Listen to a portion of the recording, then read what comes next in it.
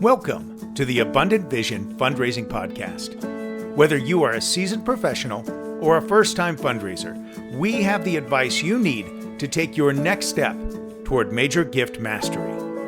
I'm your host, Tom Dauber, President of Abundant Vision Philanthropic Consulting. Last week's conversation was a blast. I'm so excited to have you with me for this next segment. Let's get back to the show. Now that we've secured the appointment, we are going to review together all the steps you need to take in order to properly execute a donor meeting. In this lesson, we are going to review the first part of the appointment, in which you focus on building a relational connection with the donor. You may be tempted to get right down to business. Don't do it. Take some time to establish rapport with your donor. If you are in their office or home, take the opportunity to observe the environment. Ask questions about family photos, artwork, trophies, or memorabilia. Learn all you can. If you are in a restaurant or coffee shop, or even on site at your own organization, be certain to ask appropriate questions about their professional and personal lives. You might say things like, "I notice you're an entrepreneur. Tell me how you got into that line of work and how you decided to start your own company." Or, "I'm sure your work keeps you very busy. Are you able to find time to get away on vacation and recharge?" You may follow up that question with, "I've heard great things about that location. Where do you like to stay when you are there?" Another great question might be, "We really appreciate your interest in the work we are doing. What is it about our mission that you find so attractive?" Or, "I know you are involved with a lot of organizations. How does your experience with us compare to the other nonprofits you support?" Be sure to learn about their hobbies, hometown, schooling. Be looking for areas of common experience and mutual interest to help build rapport. So, these individuals will most certainly ask you about your role with the organization and how you got involved. It is critical that you are upfront with them about your role as a fundraiser. Even if you are the executive director and fundraising is only part of your work, you must be transparent about the fact that you raise money. The sooner you get this out there, the easier talking about money will be. Many young fundraisers struggle with this. Maybe they pretend that they're just there to build relationships and be a buddy. When the time comes for them to solicit gifts from someone who only thought they were there to be their friend, it can feel like a bait and switch. The best way to avoid that is to say something like this: "I'm the Director of Development for the Society for the Preservation of Unicorns and Dragons. I have the privilege of inviting caring people like you to join us in our mission through giving. I love being able to help unicorns and dragons and seeing the way people react when they observe the difference they've made. It means the world to me." Or, if you have multiple roles, "I'm the Executive Director for the Society for the Preservation of Unicorns and Dragons. Not only do I keep the team focused and moving in the right direction, but I also have the privilege of raising the money needed to ensure that our mission is fulfilled. I love being able to help unicorns and dragons and seeing the way people react when they observe the difference that they've made. It means the world to me." What you've done here is you've made it very clear to your constituent that you are a fundraiser, that fundraising is wonderful and deeply meaningful for donors, and that your mission can't happen without it, and even their peers give to your organization. You've done all this, yet you've not asked your donor for a single thing. There's nothing in those statements that would trigger a defensive response. At the same time, you very naturally brought up the subject of money and giving in response to a question they've asked you about what you do. Your response is one that they will more than likely have a comment about, and it may give you important insights about their attitude towards giving. In this lesson, we are going to review transitioning from rapport building and getting to the meat of the conversation. It can be a real joy to build meaningful relationships with donors. But you must be mindful, though, of how much time you have in the meeting. In fact, up front when you first sit down, be sure to ask them how much time they have and if they have a hard break. After you've had some time to get to know each other, could be 15 to 20 minutes of your 60-minute meeting, say something like this: Bob, I'm so thankful that you've taken time to meet with me today. I know you have a busy schedule, and out of respect for your time, I want to make sure we touch on a few key things before our time is up. That's when you transition into the presentation. This is where you get to share about that vision we developed earlier. You really want to find a short, memorable statement to share that emphasizes why your work matters. For my mythical organization, maybe that's something like, every year, 80% of all dragons and unicorns suffer needless harassment and physical harm by those looking to exploit them for their scales and horns. Our organization is committed to creating a better world where dragons and unicorns and humans can live in peace. For other organizations I've worked with, it's been something different, like, how much was tuition when you graduated from professional school? Do you know how much it costs these days? Our average student is graduating with $250,000 in debt. Students with large loans are less likely to become independent practitioners and are less likely to work in rural areas, causing underserved areas to become even more underserved. Student debt is bad for the profession, and it's even worse for patients. Today, I'd like to talk with you about some of the ways our school is working to address these problems. This is where you'd outline what you are attempting to do and why. You'd also like to invite them to ask questions and share feedback about your efforts. Don't worry about having slick marketing materials.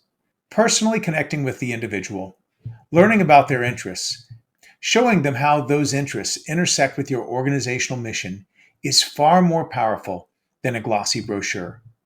I've closed scores of gifts over the years. Fewer than 5% of them required a glossy brochure. At the end of the day, people give to people they trust, not to expensive marketing materials. Now, your constituent is likely to have questions about your presentation.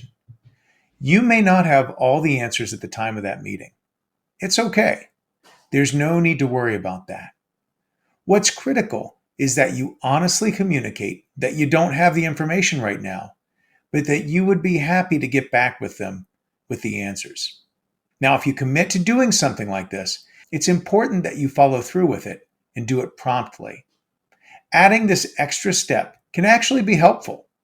It's your chance to show the constituent that you keep your word, and it may even create the opportunity for a follow-up meeting to share what you found and give you further opportunity to build relationship.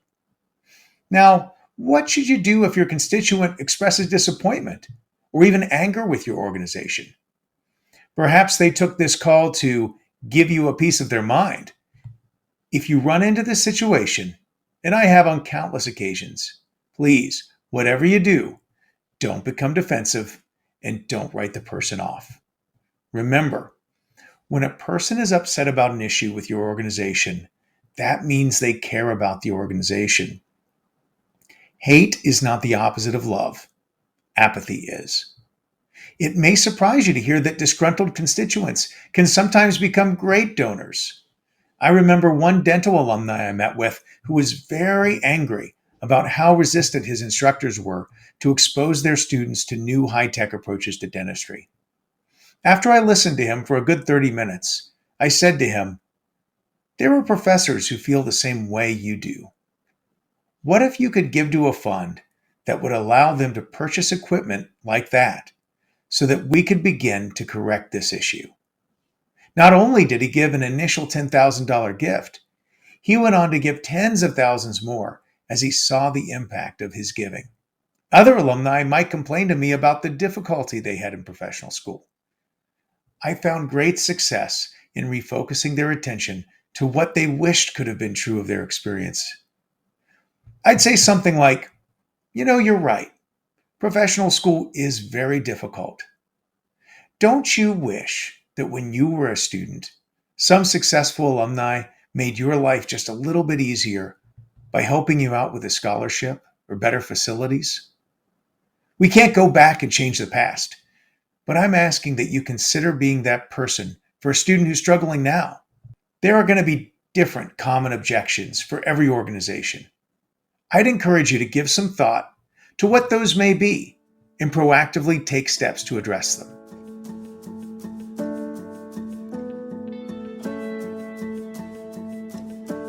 In this lesson, we are going to review the pre-solicitation conversation. That is, asking for permission to ask.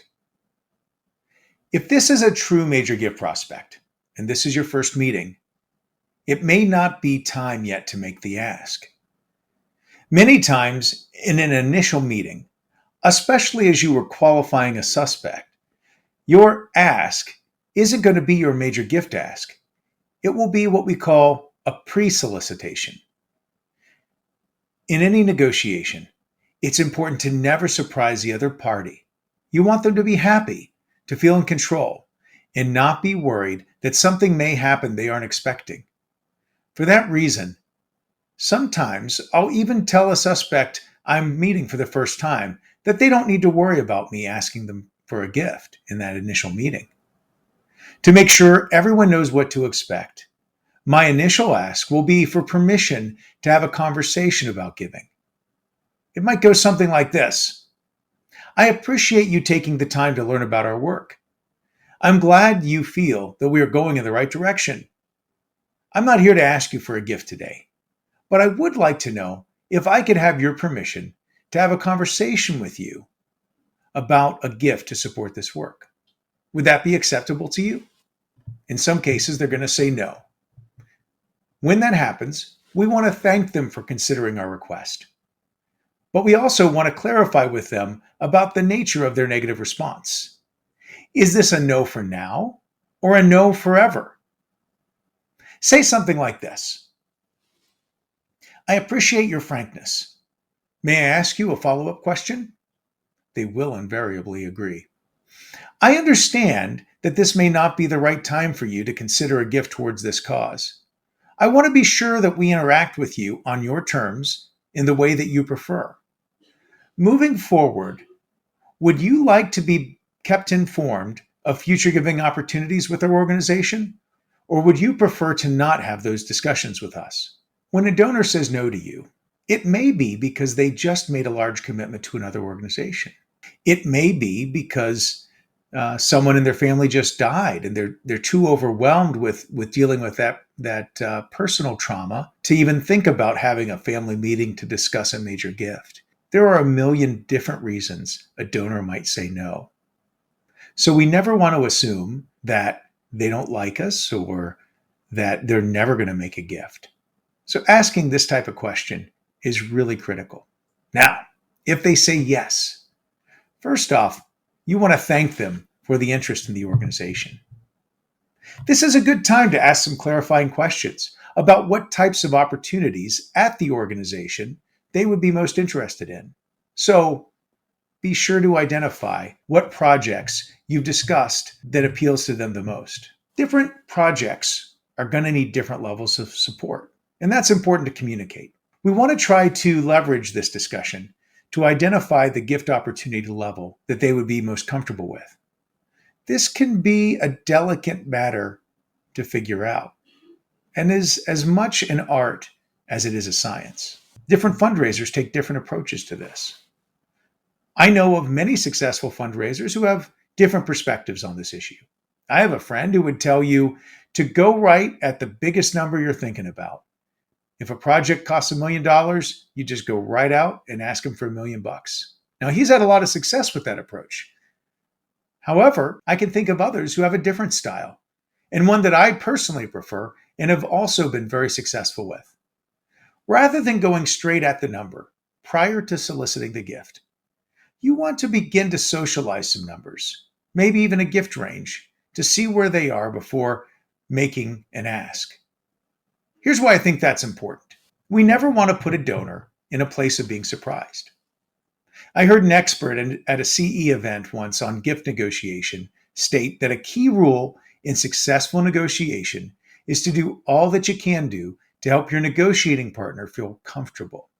Avoiding surprises is key to that. For that reason, we don't want a potential donor to mistakenly think that we are here to talk about a $100 gift when we are really thinking about a $100,000 gift.